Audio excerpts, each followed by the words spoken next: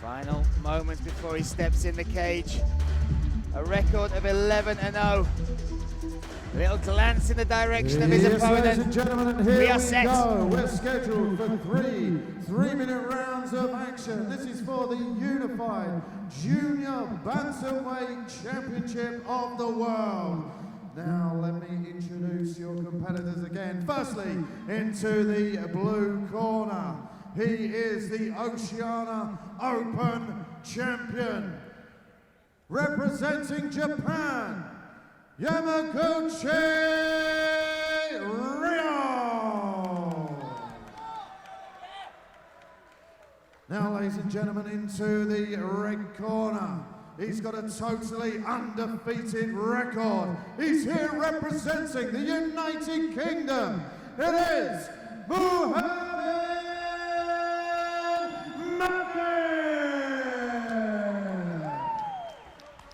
Your referee is Mr. Sharif.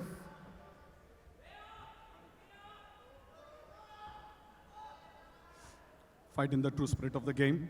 Listen to my instructions. Touch gloves and back to your corner. And we are set for this junior bantamweight final.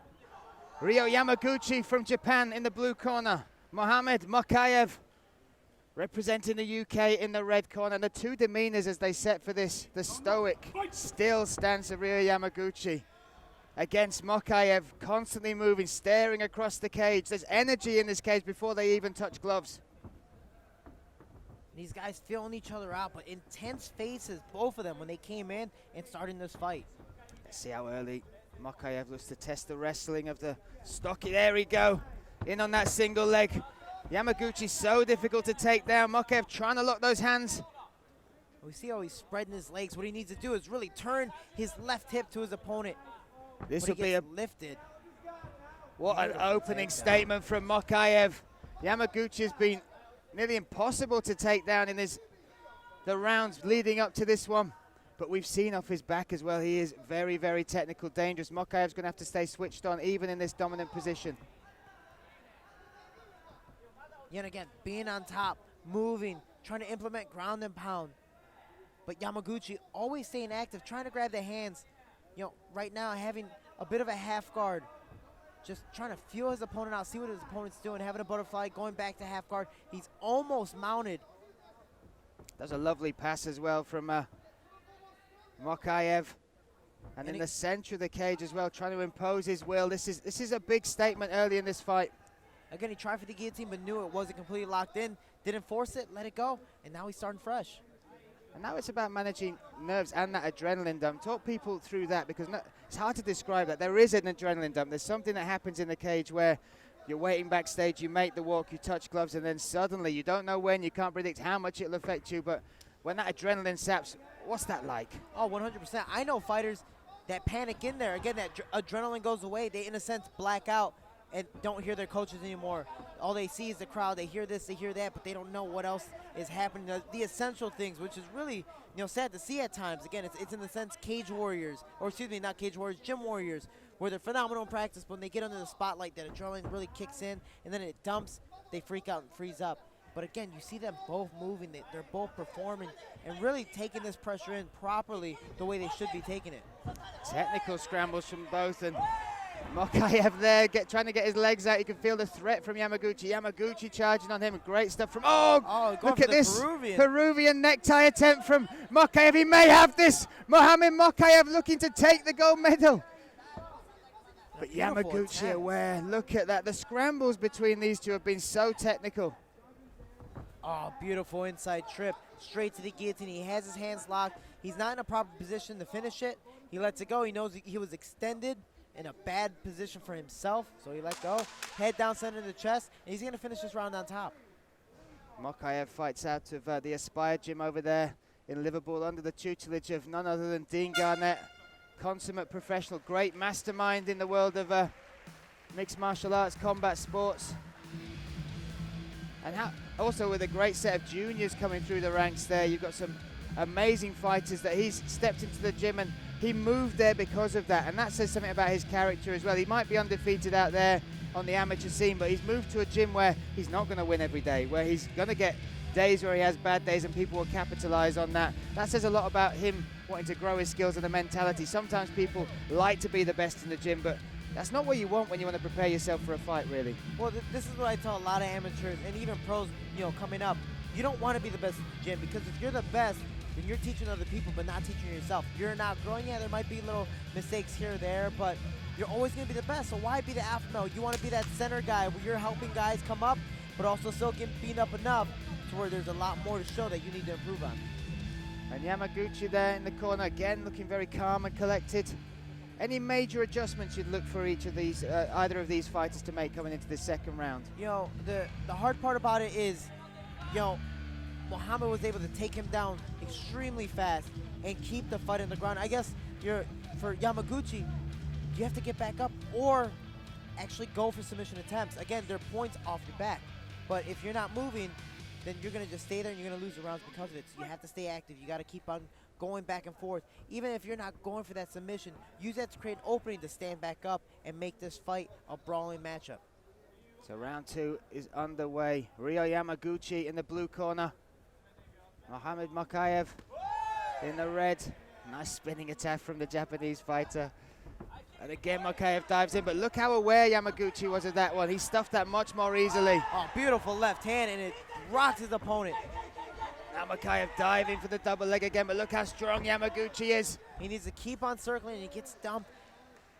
He just rocked his opponent, but Mokaev just being super smart, knowing he needed to shoot, knowing he wasn't on pretty much his full feet. His knees were wobbly, but he was able to get his opponent to the fence and finish the shot beautifully. This is going to keep him in the fight and just overall regain consciousness to just keep on pushing forward. And some of that is not just heart, but instinct as well. When you've been wrestling from such a young age at such a high level, when you get hit with a shot, when you saw him drop for the double there, but then switch to the single to get the takedown, that's instinct. That's just inbred in him now, right? Yeah, the big thing for him is it's muscle memory. And when in doubt, no matter if you're a phenomenal stand-up fighter, if wrestling has been in your genes for, in your DNA for years, when fight or flight comes in, you're going to take someone down. Now burying the head in there, but Yamaguchi so tough, looking to get that post. Mokaev aware of it, reaps that away. Short shots coming in now from the UK fighter.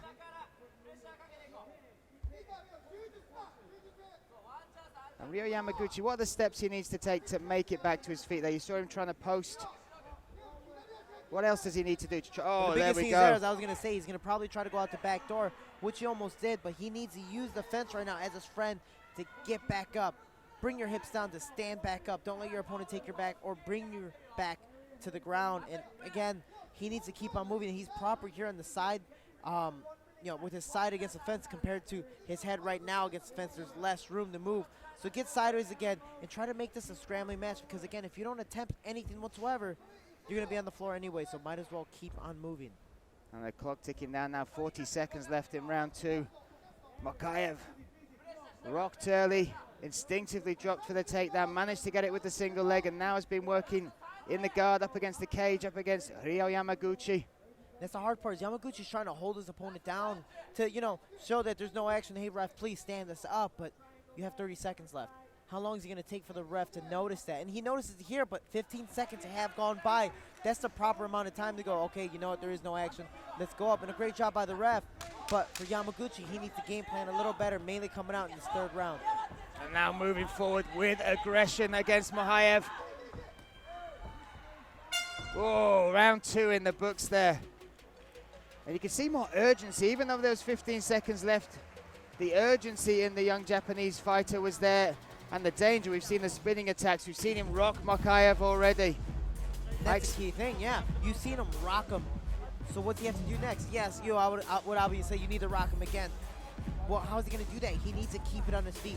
Throw those big overhand rights, throw the left hooks, and keep pushing forward.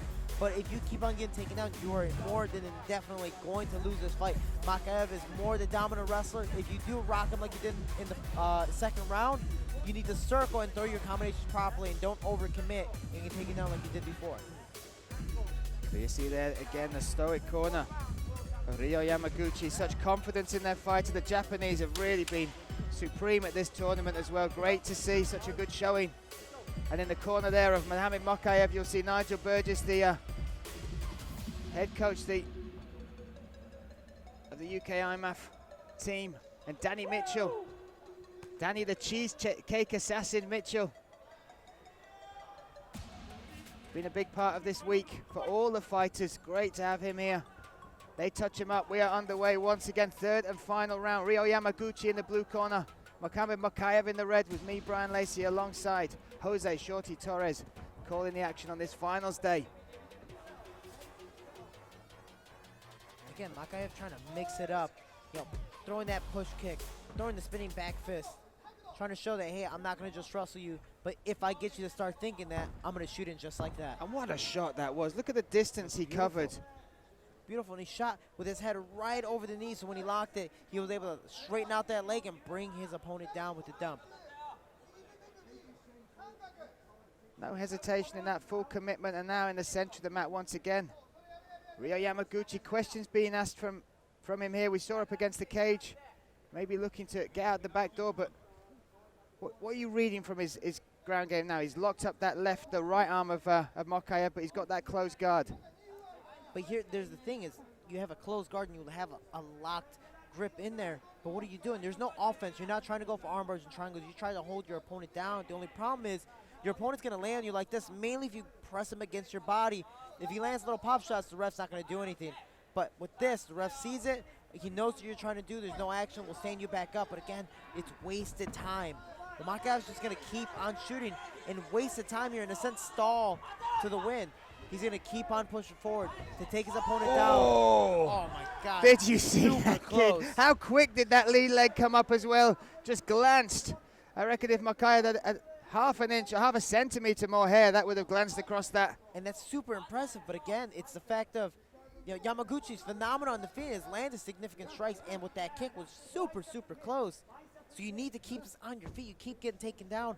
Why? You need to figure that out. You need to keep on circling. But 1 minute left in the fight, you need to force a stand-up. You can't hold your opponent down and waste another 15 to 30 seconds. You need to force an escape. Again, if you lose by TKO, submission, or decision, a loss is a loss.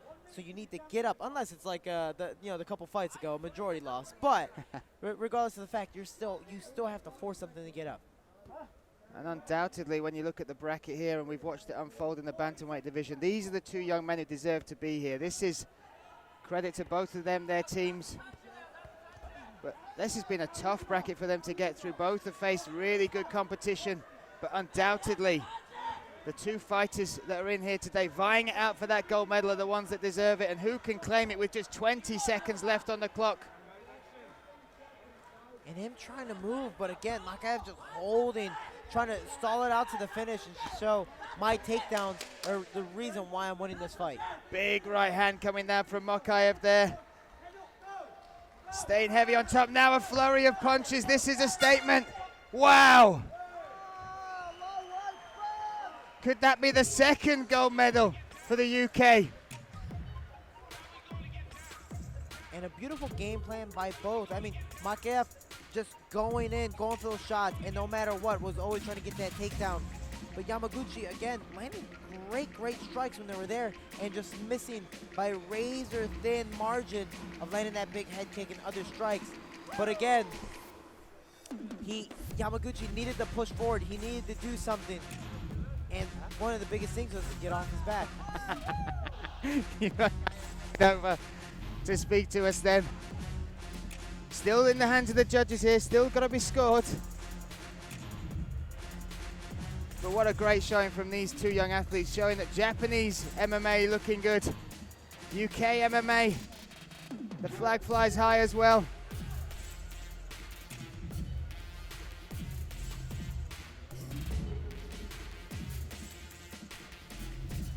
We are waiting for the judges' scorecards to come in. Let's see how they do.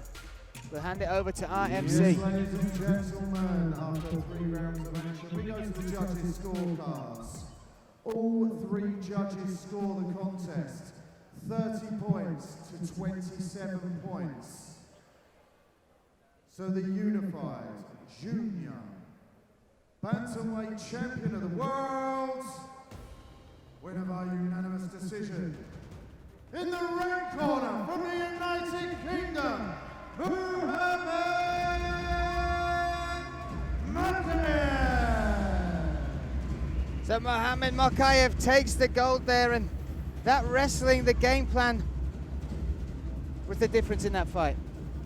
Yeah, and he's worked so hard to achieve it again. That wrestling is exhausting, but he was pushing forward, going, making this a grinding battle, finishing every single round on top and showing why he is now the new world champion. Ladies and gentlemen, I am here with your gold medalist and junior IMMAF world champion, Mohamed Mokaev. Mohamed, here, my man. If you're going to retain your unbeaten record, this isn't a bad place to do it. 11-0, baby! Woo! Now, everybody said you were the two men that should be in the final. Did you have a game plan for your opponent today? Danny Mitchell came to follow me, Nigel. We see his southpaw. We work the same game plan as everybody. Doesn't matter what opponent, Russian, American, Kazakhstan, anybody.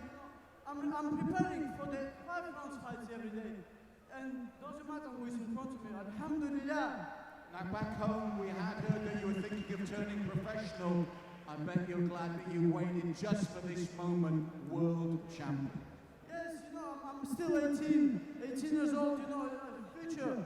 Maybe 2 more years amateurs, it's big career in front of me. 11-0 now, hopefully 25-0, 30-0, then go professional, inshallah. Ladies and gentlemen, your champion, Mohamed Mokaev. Thank you to UK, United Kingdom for this opportunity. 6 years I've been living there, they helped me a lot. Thank you everybody in Bahrain, Sheikh Hamad, and all guys who support me, thank you. A jubilant Mohamed Mokaev takes that, Ladies and gentlemen, and that's the action. Look at this that saw him through. medals podium, please. 6 years, he's based himself in the UK, turned his life around, and now he is a gold medal winner. Junior flyweight division. To present the medals, please welcome.